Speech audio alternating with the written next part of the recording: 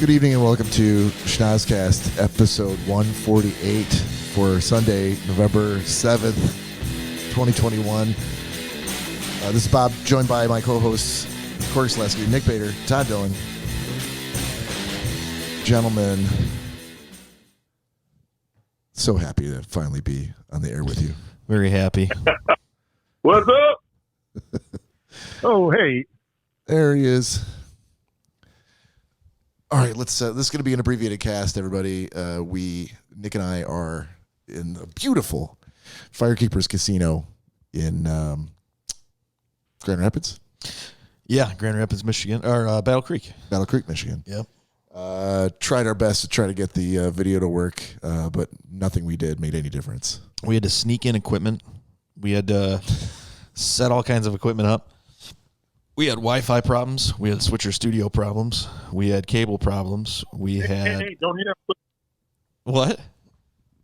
Don't hate on Switcher. They're a potential sponsor. Yeah. We had keyboard problems. We had computer problems, phone problems, camera problems. Beer problems, ice problems. Ice problems and beer problems. Room problems from last night. Security problems. Security problems. We had the front desk problems. Yeah, stomach problems. Oh, a lot of stomach problems. First world. First world. Yeah, it's probably fair. So at this point in time, Bob and I are able to pipe in right through the mixer with mics, and we've got Cory and Mr. Todd Dillon coming in remotely over the phone. Yeah, and if you're new to the podcast, thanks for joining us. You can catch us out on YouTube almost every week. Oh, okay. But you can definitely catch us out on the stream services, anywhere you get a podcast, Spotify, Apple Podcasts, Podbean, Mixcloud, Stitcher, any of those other great streaming services. You can also follow us on social media on Instagram, Facebook, and YouTube at Schnozzcast. You can email us at schnozzcast@gmail.com, or you can call or text us even right now. At 618-SHOCKER. Yeah. And you're in the future, which means by the time you're listening to this, Nick will probably be sleeping. So you should absolutely text him at 618-SHOCKER and say yes. hi. Yes, you should. I told Bob, I think I didn't tell Cory and Todd. So the Shocker line, to conserve battery, I'm not going to keep it charged all week long, and I'm not going to keep multiple phones in my pocket like I'm a drug dealer. So I plug it back in when we're doing the show, and I was bringing some of the equipment back from Mike's house when Cory and I did a cast there. And so I took some stuff in the house. I've got the duffel bag full of podcast equipment, but apparently I never turned off the phone that was in the bag from Mike's house. And so I started doing some laundry, and apparently it caught the Wi-Fi signal, and some sort of an update came through because it was connected to Wi-Fi. So I'm in the basement, and it just goes, and scared the fucking piss out of me. It scared the shit out of me. I was by myself, and there's moaning coming from a bag on my table. Again. Nice.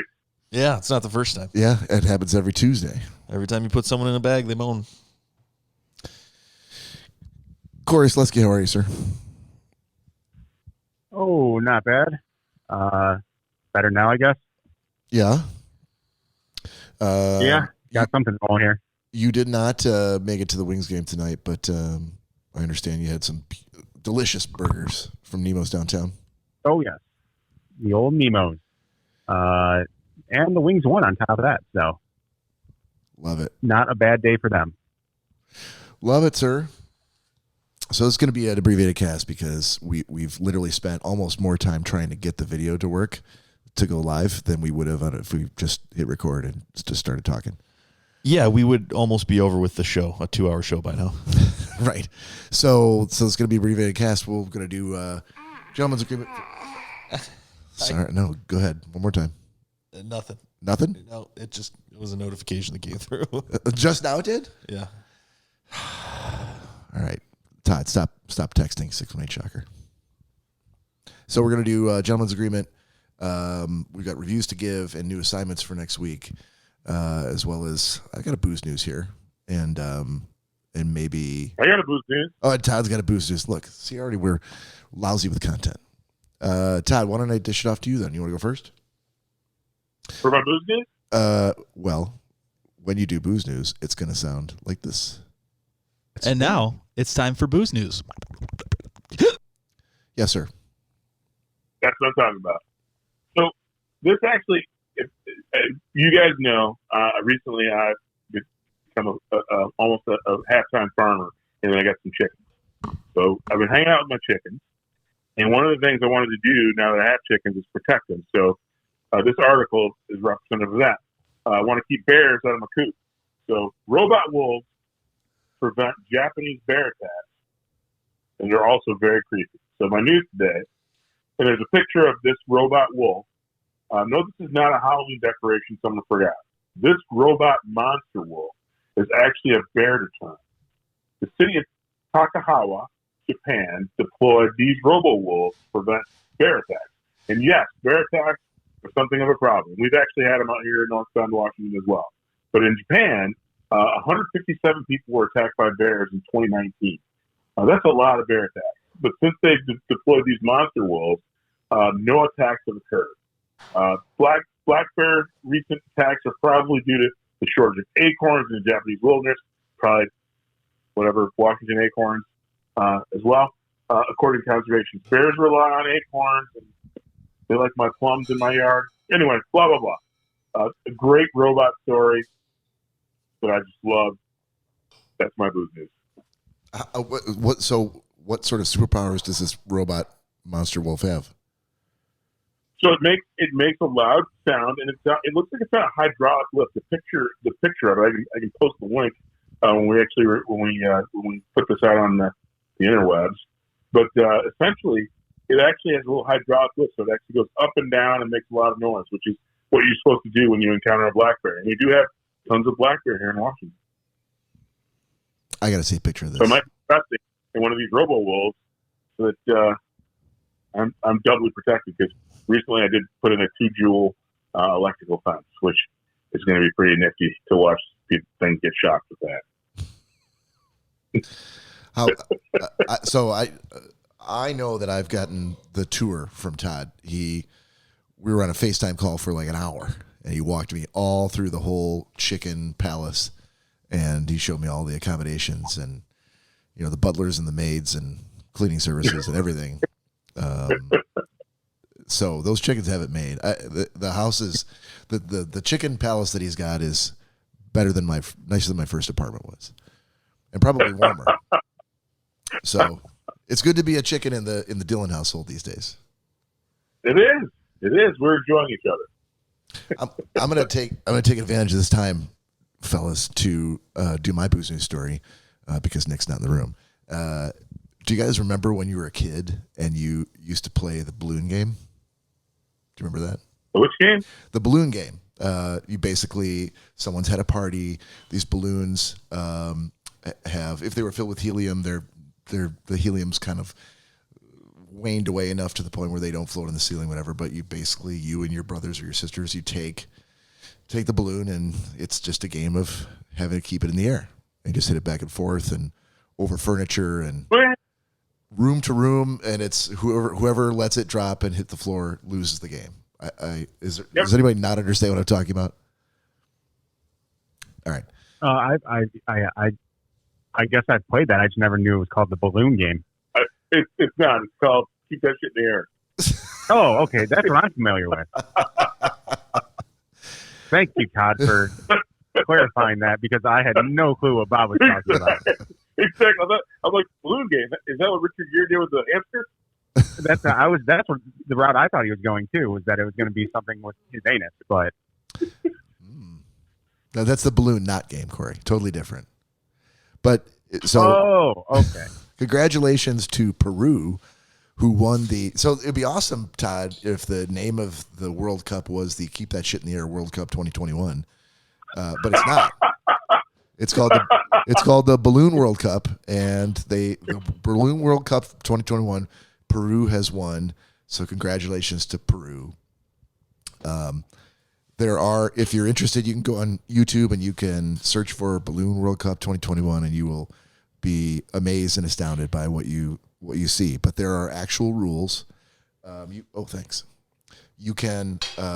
It can be a co-ed league, so men can play versus women.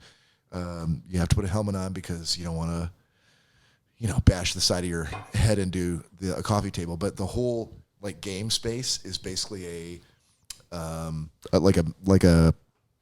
recreation of a living room and a kitchen with these giant obstacles like a huge table. I think there's a car in it at some point, couches and everything else that you would normally run across when you're playing the keep that shit in the air game at home. Dude, Yeah. I'm sold. You're sold? I'm sold. How many people on a team? It is mano y mano. Ooh. Yeah. So it looks like a whole living room set encased in glass. And they have sponsors. And the rules are very simple. You always have to hit the balloon upward. And you get a point if the other player allows it to hit the floor. You can have the match goes between 2 minutes and 5 minutes, and then whoever's ahead when the clock stops wins. And you can't get in the way of your competitor. Dude, of all the shit that I've heard about, this should be an Olympic sport. I would watch this in the middle of the night. I would get up at 4 a.m. to watch this. Keep that shit in the air. It's on it. 4 a.m. I'll be like, I'm getting up to do that shit. I think that is awesome. It should be on Sunday. I might watch that over the Jets and anybody. Oh, that's a poor comparison. Anybody would watch anything over the Jets. But you remember the or tag? the Lions. Or the Lions. No one even. Yeah, the Lions don't even get mentioned in that same breath with the Jets. Do you remember tag? That became a sport. They made a movie after it, and you can actually watch. There are networks. I want to say if it's not ESPN, it's like NBC Sports will every now and again air like a game of tag. Where Yeah, dude. Yeah, I'm not joking.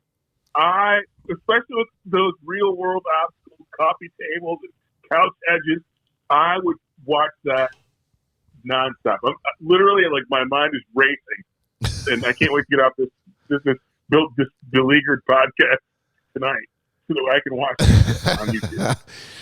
So absolutely do it. I think it's better than tag because the commentators are Spanish.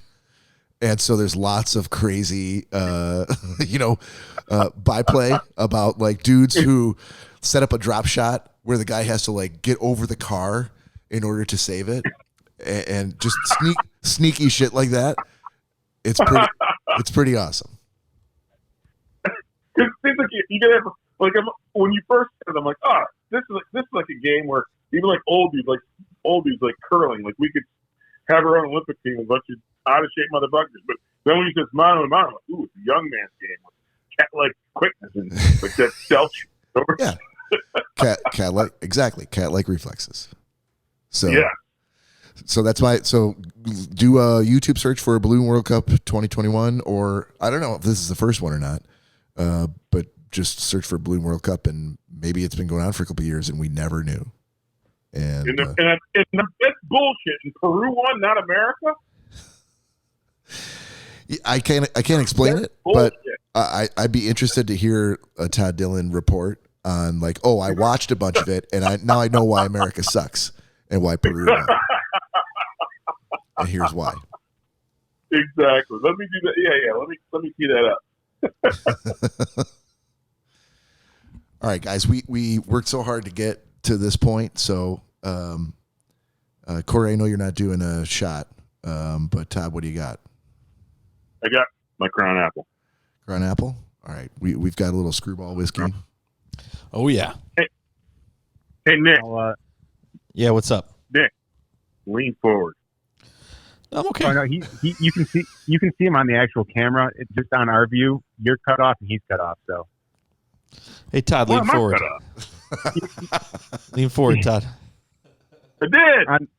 On the actual video, it's turning out fine. I'm actually happy not seeing Todd and Cory's big melon right in my face today. So Yeah. cheers.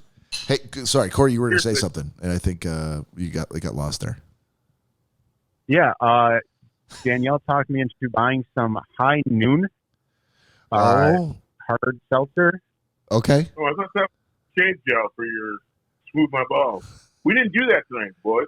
I don't think that they would be endorsing us tonight with the way the show's been going. So. Why? You think we might lose our sponsorship? We may. So okay. I don't want to. Dude, I'm going to order the Bushwhacker 3000 for Cory.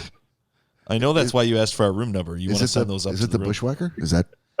This shot is only getting warmer. Okay. As much as I'd like to talk and hold a cold shot. All right. So Cory, you're doing high Ready. noon, right? Hurry up. High noon. Okay. Excellent, sir. Well, here's to you. Cheers, guys. Wish you were here. Nice to meet you. Shibuya. Oh, that's sweet. Peanut buttery goodness. Yeah. Ah, Oh Lord. Not doing a lot of those. No, that might be the only one. Yeah. Thank God we bought an entire fifth of it. It's so sweet. Ooh. All right, let's go ahead because we know it's going to be this is going to be a shorter cast. So let's do a little gentleman's agreement. Oh, it's the MF and Gentleman's Agreement. Oh, done. even over the phone, that shit's funny. I hope that if we ever become famous, then that'll be the whole reason why we hit fame because they laugh at themselves more than anyone else ever did. I hope so. All right. Well, I never start with Todd, so why don't we start with Todd Dillon? Yeah. Todd, you had to watch Demon House. I did. Don't look at me. Who gave you that? I did. All righty. I've never seen it, so I can't wait. All right. So, 30-second synopsis. Since we're assigning scary shows or movies or whatnot, this is a documentary, and I can't. Unfortunately, I can't remember the guy's name, but it's a documentary of a guy who's Zach Bagans. Zach Bagans, and he's done a bunch of other things before. He's like a ghost hunter. I've seen his work before, and essentially, he buys a house sight unseen in Gary, Indiana, which is actually I was super intrigued as soon as I said Gary, Indiana, because my great aunt lived there, and I spent a lot of my childhood in Gary, Indiana, and so knowing the poverty there and the crime there, I'm very familiar with it. So that like struck a nerve. I'm like, holy cow! I grew up in that area, and but essentially the 30-second synopsis, now going on a minute, is he buys this house because he is convinced that it is being haunted by demons, because there's been a couple of exorcisms there, and everybody who goes in the place who spends any time has a bunch of stuff go wrong in their lives. So essentially, the opening narration is this is the only thing ever that he's covered where he's like been permanently affected by it. So without getting any spoilers, that's about the whole thing. I mean, it's ultimately a guy who's a ghost hunter, buys a house that is supposedly haunted. There's a couple people vying for the rights for the story because everybody who spent time in the house has had bad things befall them. It's very demonic, blah, blah, blah. It's a gateway to hell. And that's it. So I give it a solid C+. That's not bad. I'll take that. It was tight. I wanted to give it a B-. I wanted to give it a little bit higher than that, but I could not. They couldn't get me over my disbelief. And at the end of the day, the one thing that bugged me is during the segment where he actually was permanently damaged. If you're committed to staying in the house, you're committed to staying in the house. Why put plywood up all over the house? I thought that was that made it seem not real to me. And so watch this thing, because if you're sitting there, it'll kind of freak you out, because it's an incredible setup. It's a good Halloween type thing to watch. So solid C+ that I would recommend. Could have been a B, except for there are a couple of things where it forced me not to suspend my disbelief. Fair enough. I'll take that. Gotcha. Thank you, sir. I love how we're not even just grading him anymore. We're telling you the grade you could have gotten if you had worked a little harder. Yeah. He's his own worst enemy. Because I know that I'm notoriously a hard grader, even though I don't think I am, because I'm a mushball. But I want to be consistent, and I want to actually give the layers of depth. I think ultimately, like I said, there are points in the show where I believe this, and the parts that should have made me like really be bought in, they failed. They made me start realizing that I was actually purposely trying to believe everything. So it's like it was one of those things like you guys kind of counter whammied yourself. Counter whammied? So it could have been. Is that a? Yeah. Stop asking him questions and commenting. Say that. Very good. Sounds awesome. Thank you, Todd. Moving on. Moving right on. God, that last time he said, well, actually, it went on for another minute and a half. Stop it, Bob. Leave that man alone. Oh, okay. The counter whammy makes its appearance. All right, Nick Bader. So was What'd it you a have? good movie? No. What'd you have? I had the Omen. Yeah, my favorite childhood scary movie, man. Yeah, I had never seen it, and surprisingly enough, there was 2 versions of it. I assumed you wanted me to pick the 1976 version. Hell yeah! So I The went one that scared the shit out of me as a child. Yeah, so I went ahead and watched that. It was really good. The quick synopsis of it is it's a movie about the devil being reincarnated into a child. And it goes from there, and a lot of tragedies befall the families and people around this child, Damien. But yeah, it definitely kept my interest.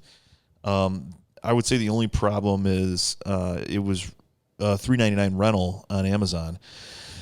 And that is a huge problem. No, that's not the problem. Okay. The problem was it was the actual like file was somewhat corrupted. So every now and then it would look as if it's buffering. But if you rewound it, it would do it in the exact same spots and clear up in the exact same spots. So it had to have been the file. How often did that happen? It wasn't very often, but at one point in time, it was going on for like 5 minutes, and it looked like a very long internet video from 1991. It was just very blocky and choppy. Yeah, what's up? I want to pay for it because I'm glad you like it. I think that I'll pay for your rental because that was that movie. Dude, you didn't give me spoilers away, but they did it without blood and gore or things exploding or any crazy shit. I think it was genuinely, at least like for my childhood, and even as adults, that shit scared me. Yeah, it was creepy. I enjoyed it. It was definitely like a Halloween-y type movie. I just wanted to put Halloween-y into something. Always looking to put your weenie in something. Well, if we could finish this up so Bob and I can get back to it. Sorry. Yeah. That's a true counter whammy right there. Yeah. Trust me. That's why I can only see your arms in this video. Trust me, even if that was something I was interested in, just seeing Bob slightly hungover come out in his boxer briefs is enough to send you over the edge and never think about sex again. So, oh yeah. Was it just the tip hanging out? It was one nut. Yeah, one nut stretched out the bottom leg hole. Yeah, that's how I roll. Just that solo testicle by his knees. I didn't necessarily see it until he walked past a lamp and one of those silver hairs caught the light. Man, it refracted that Makes light. sense. Hey, Bob. Yeah. Yep. Follow-up question. Like Nick's in the market for some Arabian gods. You should give him some later. I don't want anything from you. Doesn't sound like anything good. Nothing from Todd Dillon. No, not from him either. Side note, I did get what I assume was meant as a compliment the other day from Lori. Oh, okay. About how I thought you meant me just now. I'm like, did No. you just hear what I said? No, it was not a compliment. No, I don't think I've ever said the words, Nick paid me a great compliment. No. Never said that in my life. But she remarked at, your hair's looking especially metallic and silver today. Huh. Yeah. And I'm like, why would you say that That's to a me? compliment. And it was like 10 minutes of her trying to. I'm like, nothing that you could say is going to help with that comment. Yeah, I mean, when you guys walk together, you must just look like a pile of change. All right, Cory Selesky. I don't get it. I don't get it. Cory, you had the Babadook. Yes, I did. Oh. A lot of pennies and nickels around here. Hey, hold on now.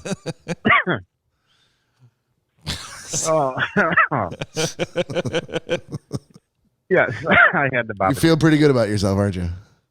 Yeah. All right. Me? No. Oh, No. Chuckles over Okay. here. Yeah. The course he is. Babadook, Cory. Yeah. Story of a lady and her son. She's the worst mom in the world. Reads the worst book she possibly ever could to her young son, and it unlocks a demon of sorts that comes into the house and wants to kill them both. The movie was it was very creepy. I've seen it 1,000 times. It's a story as old as time, really. Yeah, I guess I won't give away the end, but the end was also kind of interesting to me. Not what I expected, but it definitely it was a nice surprise. So, good flick, man. Because she was such a bad mom, her nugget got locked up and it went down the garbage disposal. Wait, hold on. So you can't. So we need to put some ground rules here, fellas. I don't know that this has happened before, but when Cory says it's going to be a spoiler for your review, and then Todd jumps in at the very end and goes, "Oh yeah, and he was Luke's father." Right at the end. You realize it's almost midnight and you're yelling. Yeah, I know. I haven't even seen it. I'm like, I know I'm yelling. I was going to say that clearly didn't apply to the movie, so I wouldn't say it's much of a spoiler. All right. I think it's pretty impressive that somebody gave Cory a freaky movie that actually did what it was supposed to. Because Cory's like, meh. You know, he's a pretty tough critic when it comes to, especially when it comes to scary movies. I mean, it'd be like him saying, "Wow, I really love that documentary that you gave me, and I've never seen it before." That would be the equivalent, because I feel like Cory has a Halloween, Mayfair. What? Mayfair. Oh, I thought he said underwear. No. He's got like a Halloween undertone to him, and he loves movies. And so for him to say it's creepy, I think that's being regarded as a good movie. Yeah. Cory, It definitely go ahead. checked all the boxes for to me like what a good Halloween movie should be. Like, it wasn't too over the top about stuff. It wasn't just blood and guts and gore. There wasn't anything like really too like scary about it, as far as like actually in the moment, like a scene, still like scaring you and making you jump in your seat. That was probably the only thing that was really lacking to me. But the one thing that stood out the most about it, and I don't know if this did for you as well, Bob, the color scheming that they used throughout the entire movie really stuck out to me. It was when certain things were happening, you could tell by the way the color was laid in the movie. I don't know if that rings true for you as well, or that's just something I kind of picked up on. Yeah, thinking back on it now, I think what I liked about that movie was that it wasn't just a scare, and I thought it was legitimately probably not like Damien Omen scary, but I thought it was a really good. No. It was a good scary movie, but I thought it was the whole movie was well done. It wasn't just your cookie cutter, Friday the 13th kind of a movie. Like, it was well shot. Like, it looked like a good movie. Yeah, I definitely agree. Awesome. You'd recommend. Awesome. Oh yeah. I don't often get good reviews from Cory. There's a lot of some of the things I've assigned him have been, I think, to quote him, to paraphrase, have been some of the worst movies he's ever watched. Yeah, So I agree. Yeah. I agree. Dog shit, as I would put it. You get a solid C+. It sounds like. I'll take it. I had to pay for that one too. You get a solid B-. Yeah, and he could have screwed me and said, "This is awful. I want my money back," but he didn't. Yeah, he did that. Yeah, with no, me on one. you can hang on to your $4. Yes. I like it. All right. So to close it out, I had Stigmata by Nick, and I was warned last week that I would be either in the Nick camp or the Cory camp on this one because obviously Nick liked it or he wouldn't have assigned it to me. Mm-hmm. He assigned it to Cory once upon a time, and Cory absolutely hated it. So I think sadly I'm gonna fall into the Cory camp on this. Why is that sad? Because I want to like it. I don't ever go like We're both your friends. well, but you, as of last week, you're like you're gonna have to pick a side. You're either with me or against me. Yeah, we were having a lot more fun last week though. Tonight. I don't know about that. I think you're thinking it was more fun last week than it actually was. But Stigmata, so basically there's a, I think it's Brazil. There's a priest, Catholic priest who is doing some research on a gospel for the Catholic Church that has been put aside as being heretical and not a true gospel. But despite that, he's doing it anyway. And he starts to take on some signs of stigmata. Mm-hmm. And the stigmata is supposed to be the appearance of the Holy Spirit in the form of the 5 wounds of Christ. Right. Which I don't know that I need to run through all 5, but I'm sure you get some sort of idea of the crown of thorns and nails through the hands, wrists, feet, and sword in the back. Yes, and the sword in the back. Absolutely. So he dies in Brazil, and then at his funeral, he has like a rosary in his hands in the coffin, and some kid steals it and then takes it out, gives it to his dad, and his dad sells it in the marketplace to an unsuspecting American woman who buys it, not knowing where it came from, and then she mails it to her daughter, who's a hairdresser in Los Angeles, played by Patricia Arquette. And upon getting this rosary, Patricia Arquette now also begins very quickly to display some signs of stigmata, despite the fact that she is an atheist and doesn't believe in God. And so the whole rest of the movie is, why is this happening? What to do about it? What does it really mean? And there's a priest played by Gabriel Byrne from Usual Suspects who comes out to investigate. It's his job to investigate all different manner of, holy things. Biblical. What's that? I said biblical craziness. Thank you. Much better. Biblical craziness is his gig, and that's what he does. And so why didn't I like this movie? It was done in the 90s, and the soundtrack was by the Smashing Pumpkins, and it had a lot of these zoom in, zoom out camera angles to make things look freaky. And I'm like, okay, not a fan of that. And the current pop rock soundtrack doesn't do much to lend it an air of being a good movie. Mm-hmm. But beyond all that, I thought Patricia Arquette did a really good job, but I had a big problem because although I was raised Lutheran, I converted before I got married and became Catholic. Still Catholic to this day. My kids were raised Catholic.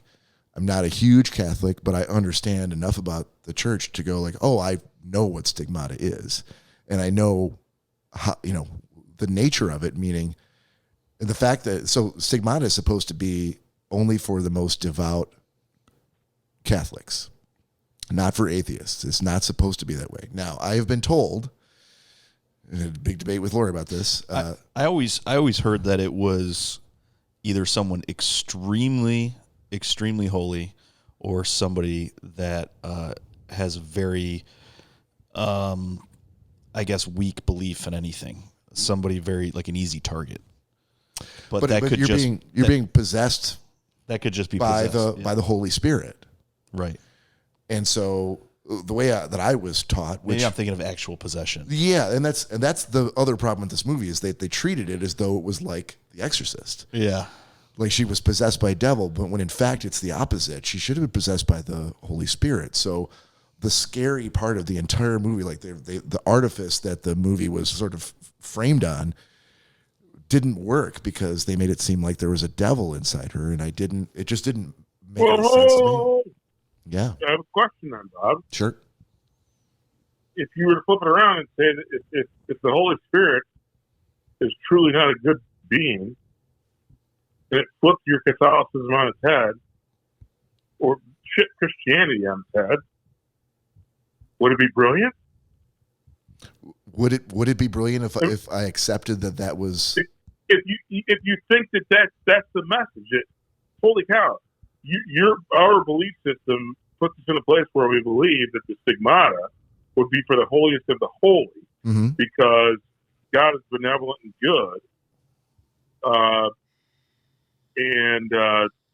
but really, the stigmata is just the truest believer, regardless positive or negative. I mean, ultimately, I was looking because it seems like it's the movies I would have seen, but I mean, based on the way that the thing that you didn't like about it, I'm intrigued to see it, because if the intent was to flip Christianity on its head, it might have actually hit the mark. You know, it might have, and I think that was Lori's point, and it was a spirited discussion. She obviously liked the movie, just like Nick did, and she liked the fact that the girl who, Patricia Arquette, and I apologize, everybody, this is a long, way too long for a movie review, but there was some good discussion here, and I was interested in what you guys thought, and I know Todd was, went to seminary and knows a bit about, the biblical shenanigans. But she liked the fact that Patricia Arquette was an atheist and thought that made the story way more interesting for her. But to me, it just... Yeah, it piqued my again, and hopefully, again, I know that we're abbreviated, but I think the discussion on this is awesome, because I thought that I'd seen it. I don't know that I have now, but even the fact that they actually pivoted it was so like, that doesn't make any sense. An atheist couldn't. Well, maybe at the end of the day, the atheist who truly believes, who without it wavering, how many false Christians are there? People who say they believe one way and don't do another. I think ultimately, truism and believing that, I think I'm interested to see it now, because it feels like if they actually threaded that needle, and you're looking, and just because our belief systems are the way that they are, it could be a brilliant. Excuse me. I would be interested in hearing if you actually do watch it, and maybe Nick, you will assign it to him at some point down the road. Mm-hmm. I'd be interested in hearing what you thought. My biggest problem with it, and this is the last thing I'll close it out with, this is, it's not a documentary, it's a work of fiction, and I get that. And if you're writing a movie script, you can come up with anything that you think is a good story, and you can make the rules whatever you want, I guess. But every single movie that you watch, whether it's a Adam Sandler film or whether it's a, The Incredibles, some sort of animated film, or it's The Godfather, they all have rules. They all state right off the get-go, like, this is the kind of thing that you're going to be watching, and the kind of story that we're going to tell you here is based on even a thin framework of rules.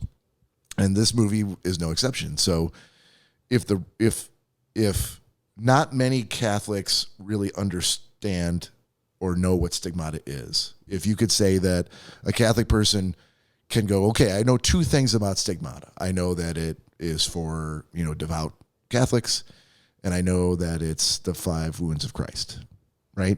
Those are the two things that every Catholic probably, at the very minimum, probably knows about stigmata. Wouldn't you say, Nick? I think so, yeah. Then those two things should be true. And to immediately go, oh, it's this movie about, we've literally called the movie Stigmata. It covers the topic of stigmata, but we're going to change what stigmata means. Now it's not necessarily, we're going to treat it like it's a demonic possession. Oh, and it doesn't have to be someone devout. It could be anybody. Oh, and the wounds, you know what I mean? So hold on, Todd. Let me just finish, and then I'll dish it off to you, and I'll be done. I just had a problem with you could have made a movie about anything. You could have made, instead of using stigmata, you could have said, weird things happen to girl who's a hairstylist in this particular situation that doesn't have anything to do with anything other than this book that somebody found in the desert.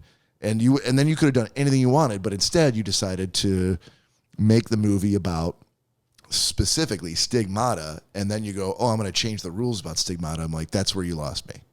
So sorry, Todd, go ahead. So I think that's why this might be. This is either a dud or a brilliant movie. But I wanted to. You know me, I'm a gambler, and you're at a casino, so I wanted to make a bet. Okay. I will bet you $1 for each of the next 20 people that you ask, who you know for a fact are Catholic, without leading them. I'm going to trust you. This is a gentleman's agreement. Mm-hmm. Ask them what the Stigmata is, and if they can tell you within 5 minutes, I'll give you $1. And you get up to 20 people. So your contention is that Catholics, by and large, don't know what it is. Exactly, and you'll owe me $20 for the fact that nobody who you talk to. I'm going to get in on that action and take Todd's side. So you're actually making my argument. You're making my point, because that means that if that's your audience, then they don't know what Stigmata is. Then you should probably be faithful to what it should be, so that when they look it up, they don't go, "Huh, that's not at all what I saw in this movie called Stigmata." You know. Anyway. I love it. This is one of the best ones yet for me. Anyway, so I'm going to say D+. There was actually, it says here, there was actually a baby born in the Philippines 6 years ago with signs of Stigmata. Oh my goodness. And to this day, they can't figure out where the source came from. And that's fascinating to me. And that's where I thought the movie was going when I started it. Then, yeah, I'm with you. That's why I didn't necessarily care for it, because that's exactly where I thought it was going to, and it did not go that direction. Okay, so all right, so I don't feel so bad, because I couldn't remember your review, Cory, and I didn't want that to taint my review. So, no, that's right on. I'm right on par with you there. Also, thanks for everyone for not catching that I just said taint. So, all right, so new assignments for next week. I have Todd. Cory has Nick. Todd has Cory, and Nick has me. Okay. Everybody good? Mm-hmm. All right. All right. So I have Todd Dillon. Word. Todd Dillon. I got a couple interesting ones here so you're going to have to tell me, have you seen The Great Escape with Steve McQueen? No. You ever have? Nope. That's what you got, buddy. It's an old ass movie. It's not new, but you know. I like Steve McQueen. He's like 1,000. Well, he's no longer alive. Spoiler alert. Because he died at 957. Steve McQueen was one of the coolest motherfuckers in the 60s.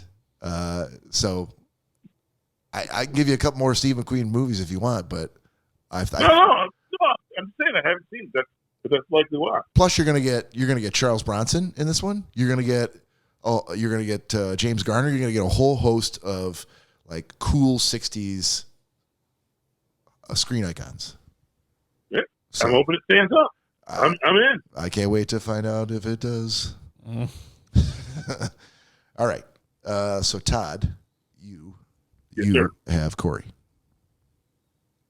Cory, this is something I recently hooked on, so I'm gonna take a flyer here. Are you watching Titans? No, I've not seen Titans or started watching it. All right, Titans. This is a stretch, because this is totally the opposite of what you watch. But so I'm fantastic.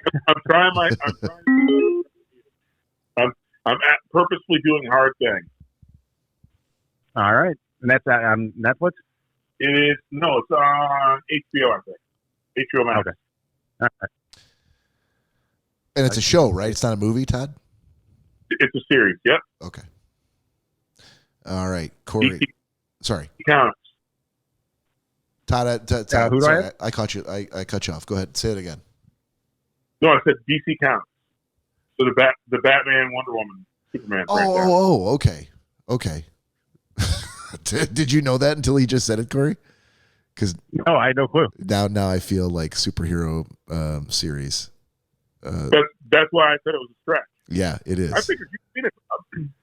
I'm a Marvel guy. I mean, yeah. I don't hate all.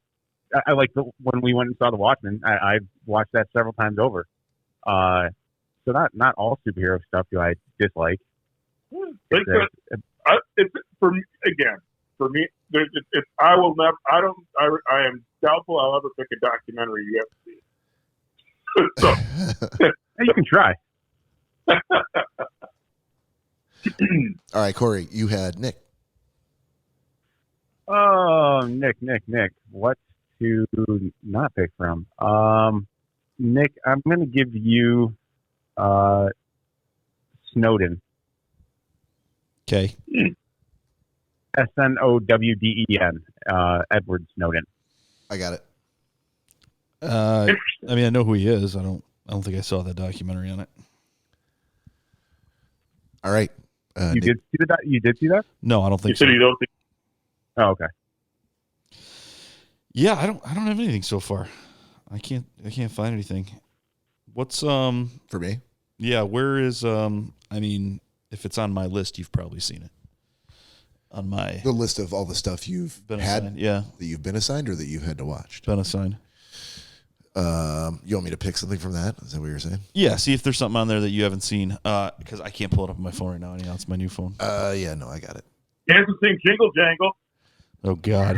No, good thing I'm picking this.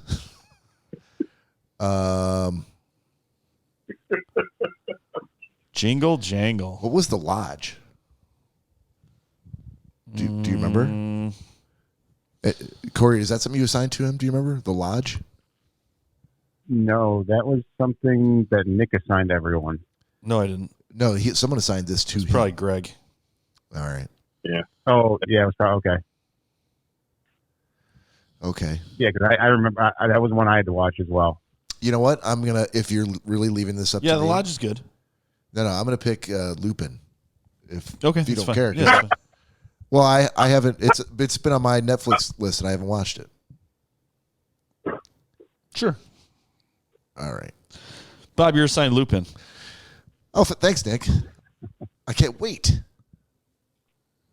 All right. What time we got? I think we're another 15 minutes or so. Who knows? It doesn't. It's all the rule book doesn't apply. It's all been thrown out the window. Yeah, if this is one of those things where you say we're doing an abbreviated cast and you guys both keep stretching it out until we're like at an hour and 45 minutes, then I'm just going to get up and No, go we're not downstairs. even at the hour. So yeah. Oh, wonderful. You got a lot of time. Yeah. At least you're excited. Yep. Okay.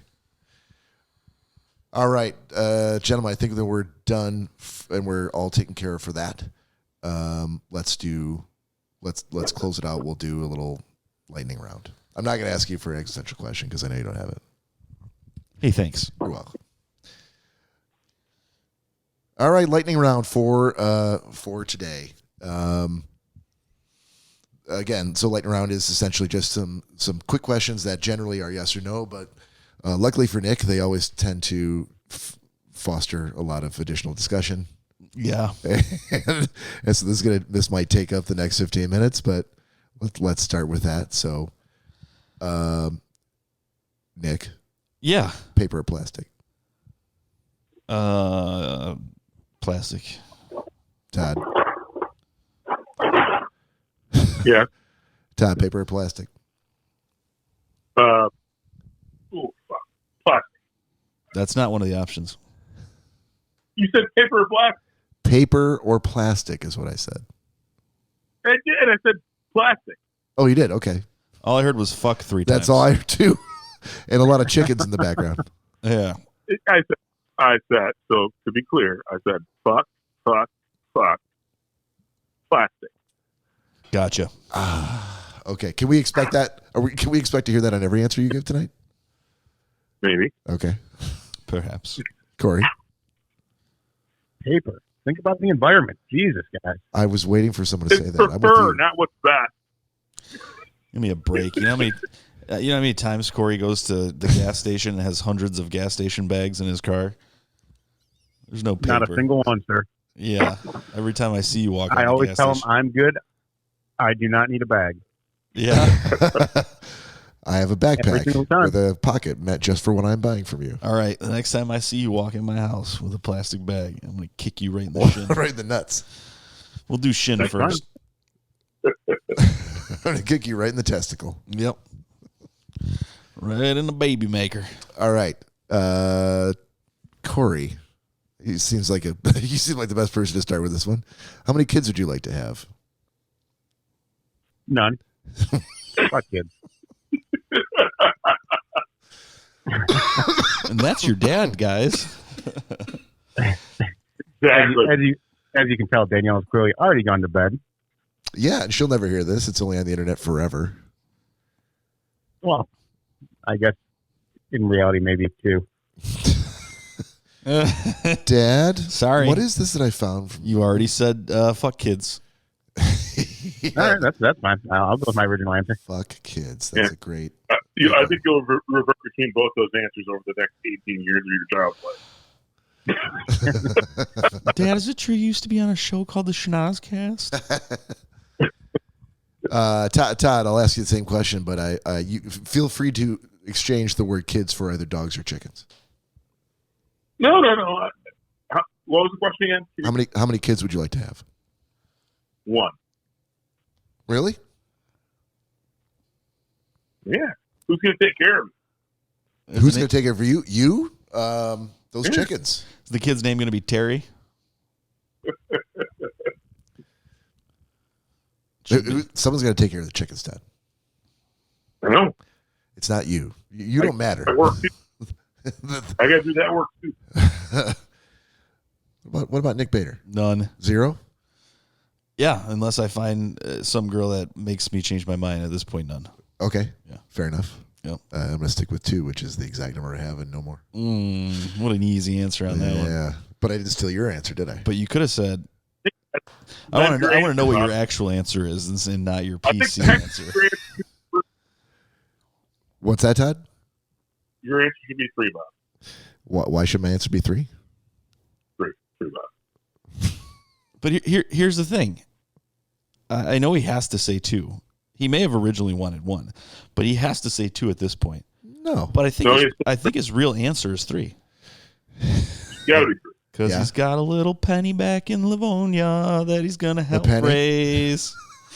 That he's going to impossible raise. at this point. Hold on now. Little copper toppy. If you asked her, she would absolutely say, like, I don't need anybody to No, she's a strong, confident woman. She doesn't need anyone. Exactly. But you're going to. Your answer. Get that Next question. Get that shake money ready, buddy. Shake money, right? Well, as for the group, I guess are rats cute? I'll go first since I never go first. No, they're vermin. Vermin. Was it Cory that said yes? Oh, most definitely. Dude, Callie had rats, so of course he's going to say yes. I know. Todd would say yes.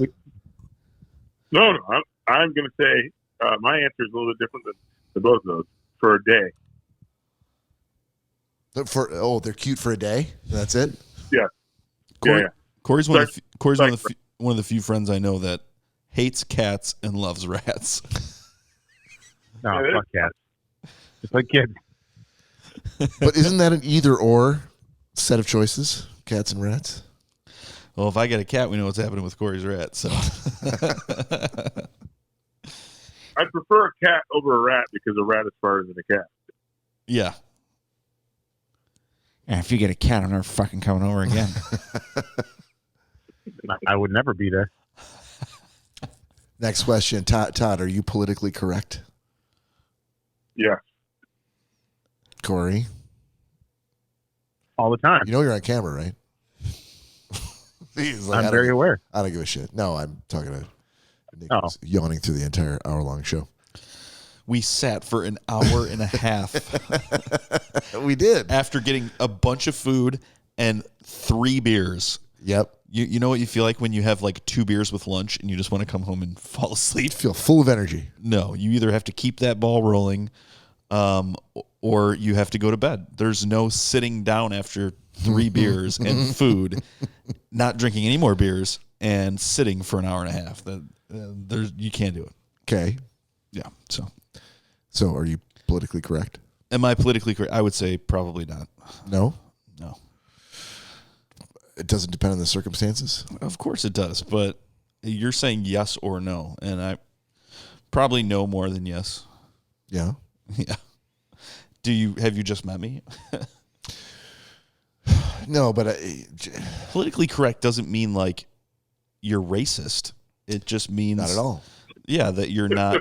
You're not kissing everyone's ass on the things that you're going to say. If you're politically correct, I think actually, you're I would disagree with that definition for it. At least for me, in my mind, politically correct is actually being aware of the customs of multiple customs and perspectives, and leveraging as much of your knowledge as you can to do the right thing around that. For instance, there's this whole politically correctly. You shouldn't say Merry Christmas. If I meet an Indian person, I might ask if they celebrate Christmas before I wish them Merry Christmas. And so again, I think that's being knowledgeable about the thing. It doesn't make it wrong or right. It's just like, hey, I'm actually knowledgeable that Christianity is not the number one religion in India. And so maybe me presupposing that you're a Christian, I might ask what you celebrate before I wish you a Merry Christmas. I might wish you another religious festival that I'm educated on. So I said my answer was yes, I am politically correct, because whomever I meet, to be respectful, I do my best to draw on any research I've done or any lessons I've learned to do the right thing. It's like not putting people's business cards in your pants pocket right after you meet them is very, very offensive and for many reasons. But it's like, is it so hard just to use the same very respectful, treat people's cards like they're gold, and it makes people feel good even if they don't have that custom. So, I mean, aren't you doing someone a disservice by saying that you're slightly stereotyping them by the color of their skin and assuming that an Indian person doesn't celebrate Christmas? No, I would ask before I would offer the gesture. So you'd be walking down the street at Christmas time, and they say, "Oh, hello, how are you?" And they just paid you paid for your stuff, and you'd be like, "Hey, hang on one second, cashier. Do you happen to celebrate Christmas?" "Yes, Merry Christmas." And then you would say it? I think that's what he's saying, yeah. I would say Happy Holidays because, again, at the end of the day, that person could be Jewish, and Jewish people, and actually people who don't celebrate Christmas buy Christmas presents for Christmas because they want their kids to feel like assholes like everyone else. So typically I say Happy Holidays. And again, I have my people who know me, and I know whether they're Christian or not.